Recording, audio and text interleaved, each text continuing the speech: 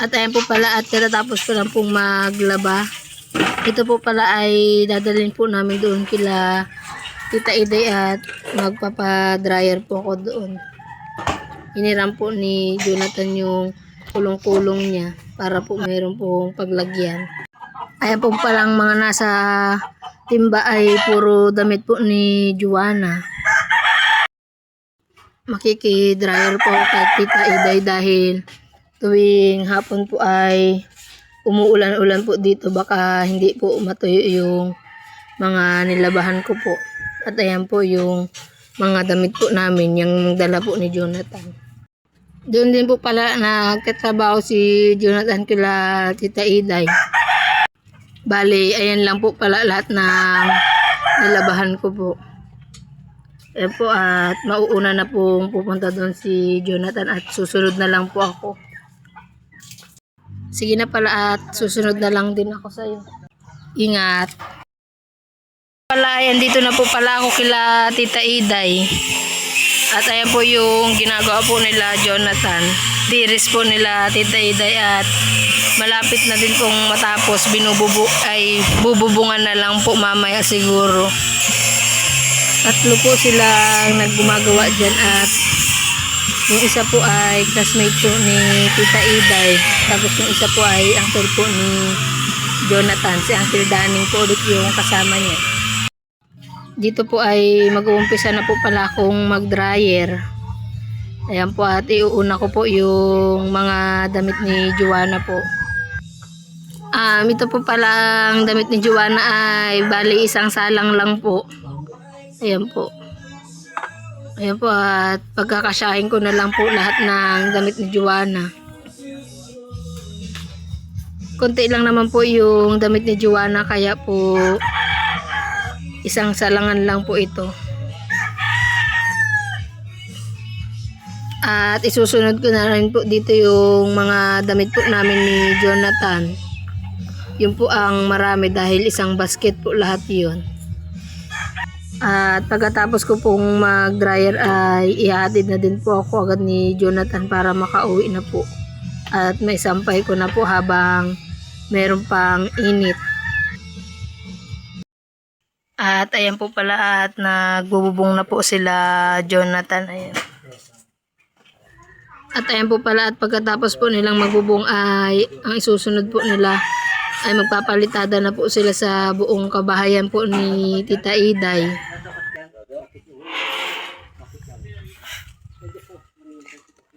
Ayan po at maganda na po yung tiris ni Tita Iday.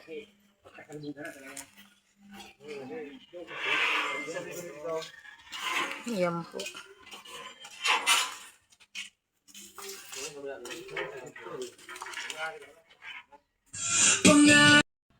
Palitada na lang po ang kulang sa bahay ni Tita Iday. Talagang okay na po. Maganda na po ang kanyang bahay. Plus pipinturahan pa po. At bukas rin po ay magsisimula na po sila Jonathan magpalitada.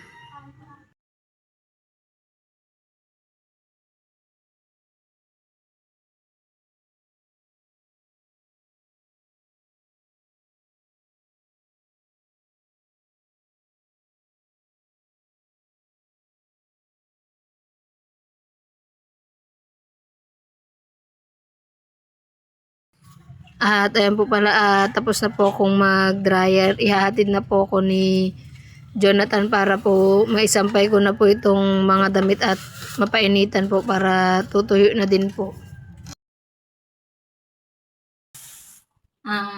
Ngayon po pala ay gagawa po ako ng turon po.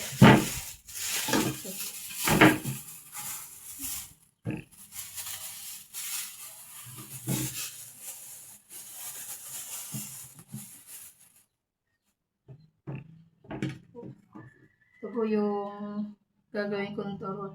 Marami-rami na rin po ito.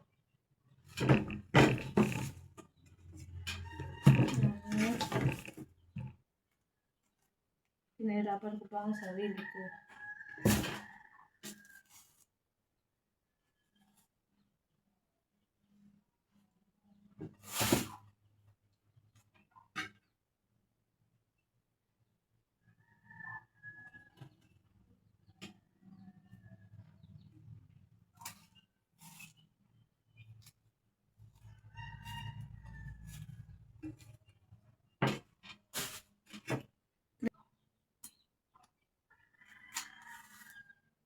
Cravings ko po itong turon kaya po gagawa po ako ngayon. At magdadala po ako doon kila mama. Kasi po si Joanna po ay hinatid ko po kanina doon. Bago po ako naglaba ay hinatid ko po si Joanna doon kila mama at buti naman po ay nagpaiwan po. Kaya po madali akong natapos naglaba. At pagkatapos ko naman pong gumawa dito ay susunduin ko na rin po si Joanna.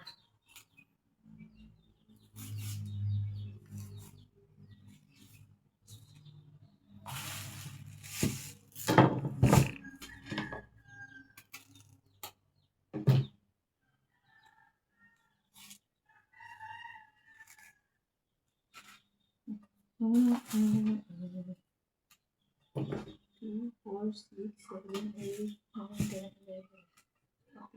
Happy.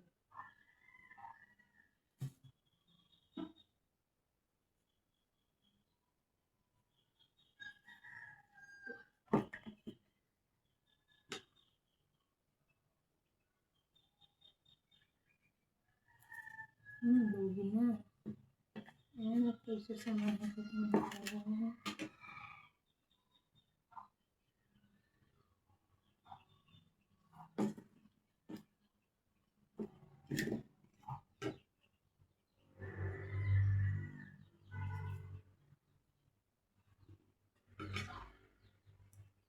Ito po pala ay binabawasan ko lang po ng maninipis na at yung ito po ay isang balutan po tapos ito pong manipis ay bali po pag tatakipin ko po ng ganun para po medyo marami-rami po yung magawa ko po.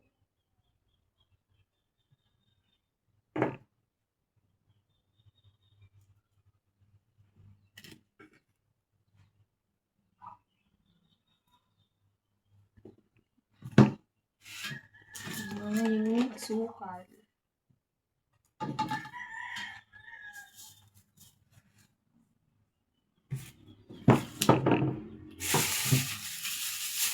Waffle. Lumpia waffle.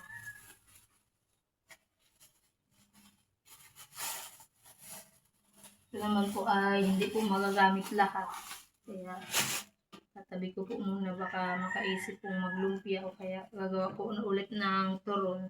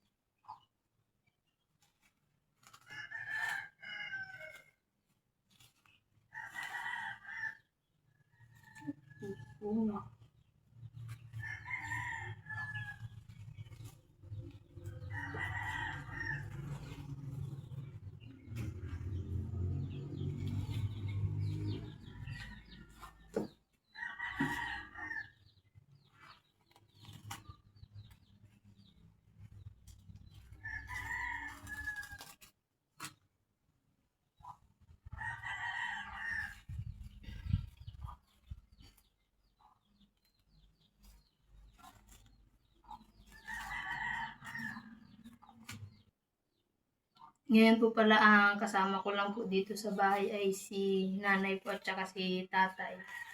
Si Jonathan po ay nagtrabaho po siya. Saka po pala yung isang ate po ni Jonathan, si ate Jessica po. Kaya po, dapat medyo marami-rami po yung magawa kong turon para meron din po pati sila mama. Yan po at umpisahan ko na po magbalot ng turon.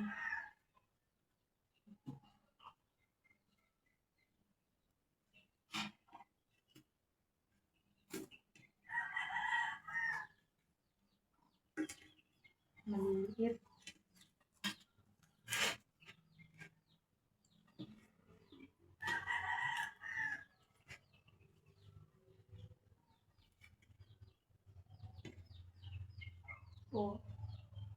po ng gawa. Practice lang, practice.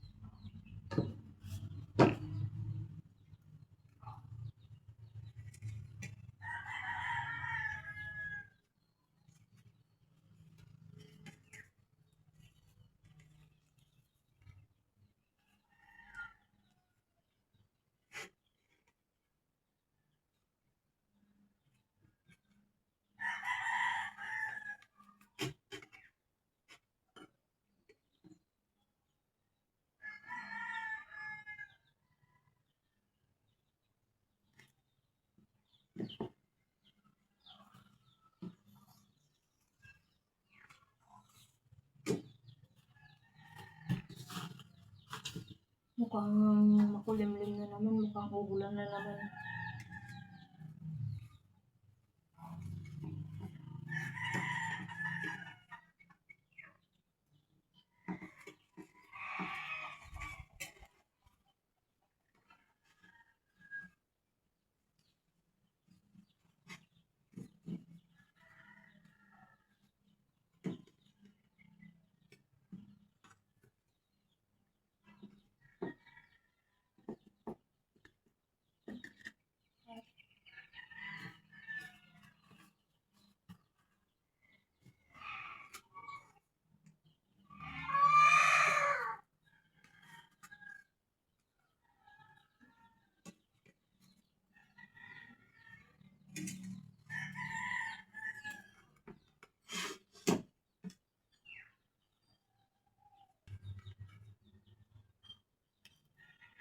Ang papangit ng balot ko.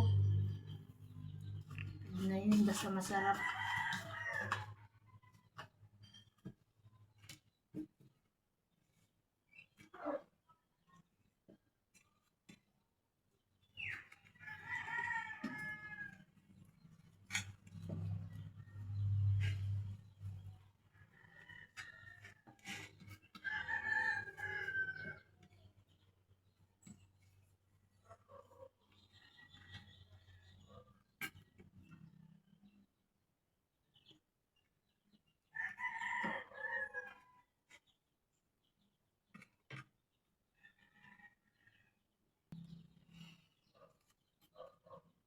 At nung buntis po pala ako kay Joanna ay hilig ko po talagang kumain ng turon. Parang pinaglihi ko po talaga siya sa turon. Meron po kasing nagtitinda po doon sa amin ng turon ay tuwing alas 3 po merienda. Ayun po tuwing hindi pa po sila naglalako ay nakaabang na po ako doon sa bahay nila para bibili ng turon po.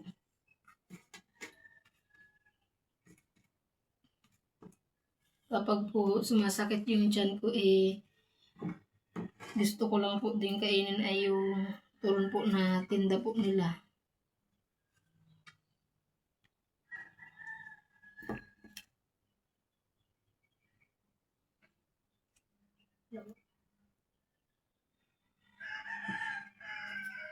Ay po.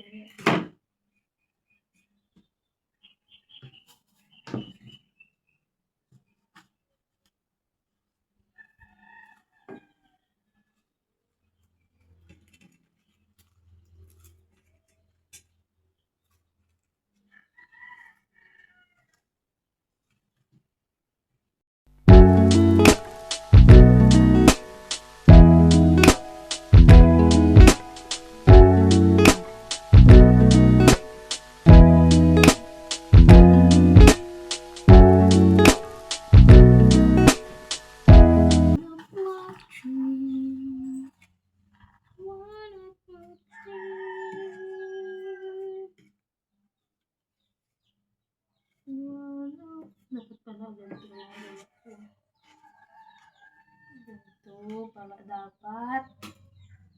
Mali ka. Ayan po yung dapat po pala ganito para medyo mahaba-haba po. Ganito po yung ginagawa.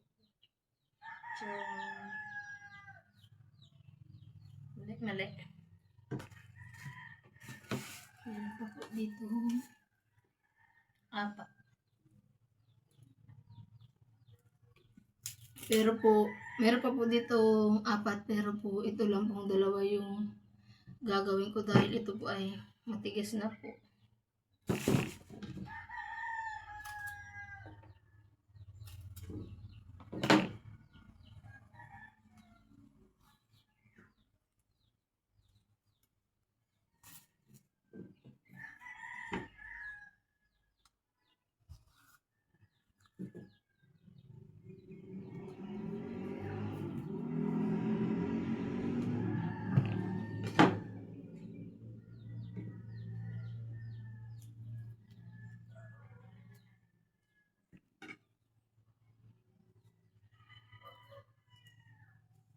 Ito po ay pag-iisa-isahin ko na po. Pantay naman po yung pagkakahati ko. Bari meron pang 5.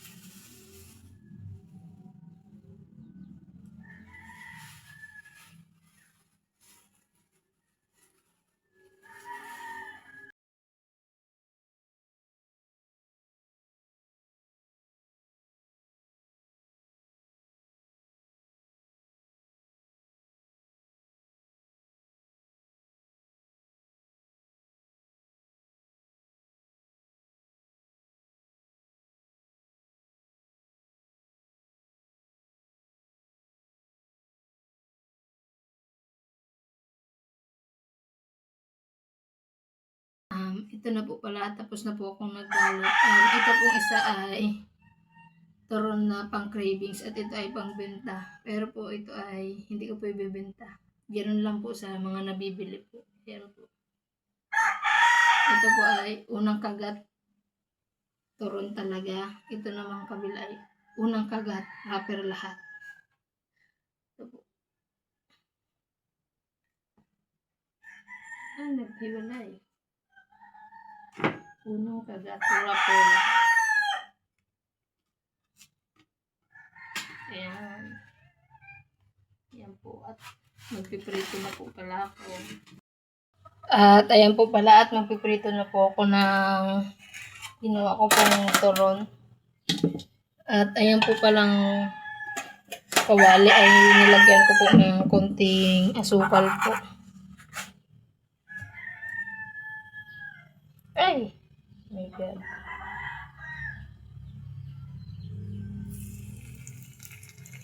Mukhang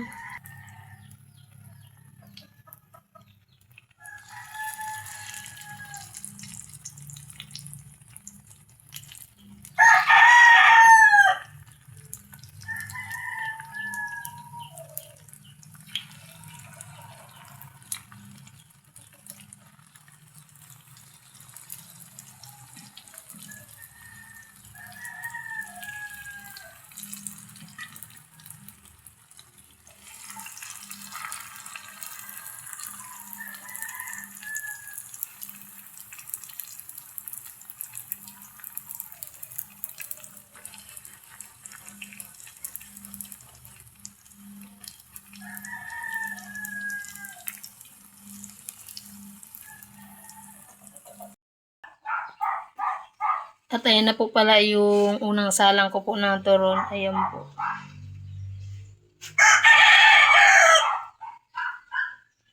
Ito pong mga ito pong asukal ay dumikit-dikit na po para po medyo crunchy po siya. Ayan na po. Bali po 7 na piraso po yung una ko pong salang. At ito po pala yung pangalawang salang. Bali 7 din po. Bali 14 po yung nagawa ko. At ayan pong mga itim-itim ay asukal po yan.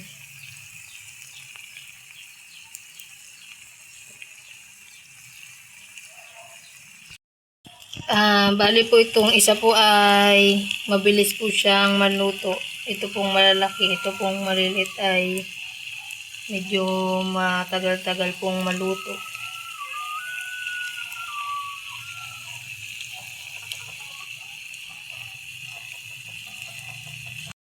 Ayan po pala at luto na rin po pala yung ginawa ko pong turon. Ayan po. At dito po pala ay bibigyan ko po sila tatay. Dumikit-dikit na. Ayan.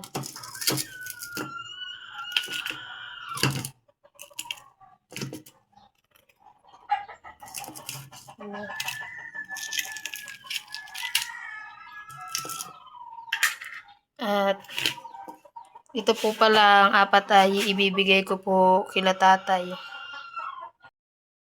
At ayan po pala at hawak-hawak na po ni Juana yung turon na pasalubong. Ayan. Tikman kung masarap. Ay, natoktokin. Natoktokin. Ano ginawa yan doon kay Tita Mayday? Hindi, dun sa bahay. Nilagyan ko siya ng asukal bago ko iprinito. Ay ano? Ano yun? Inirol? Hindi, yung sa mantika. Nagpainit pa akong asukal. Hindi, dapat yan. Sinawsaw mo yung saging sa po. Meron nga, yun na nga. Meron na. Bago mo siya inirol sa ano. Meron. Ay, nakalimutan ko magdala pala ng gatas mo. Sayang. Hindi na lang sa aso. Ni. Didi ka daw sa aso. Nung nakaraan, ayaw mo ng gatas, gusto mong Milo. Tas nakita mo lang si tatay. Magatas na lang. Naggatas na naman siya. Naggatas si tatay, naggatas din siya. Gaya-gaya. At bumili po pala ako nitong shake dun sa may tabi ng school po. Ayan, pati yung mga aso ay naghihintay ng turon.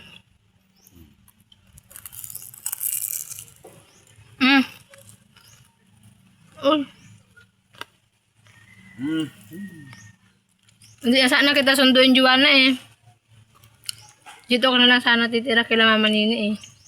Gusto mo dito? Pearl yan? Tapon mo na.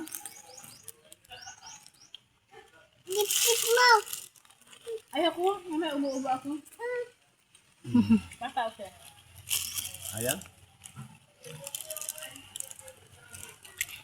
Bigla ko na nalok, kakap nalok.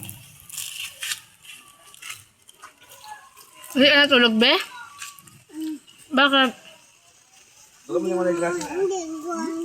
Hindi naman pala doon siya naantok. Grasa?